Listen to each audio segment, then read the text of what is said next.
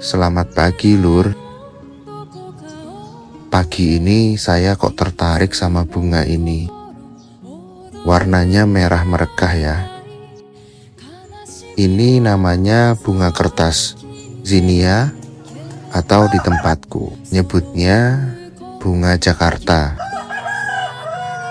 Kira-kira kenapa ya kok disebut bunga Jakarta?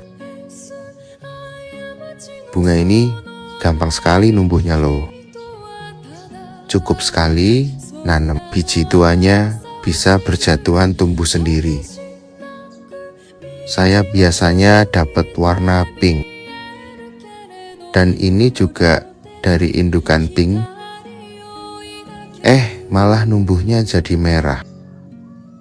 Serunya nanam bunga jenis ini ya begini. Warnanya bisa macem-macem.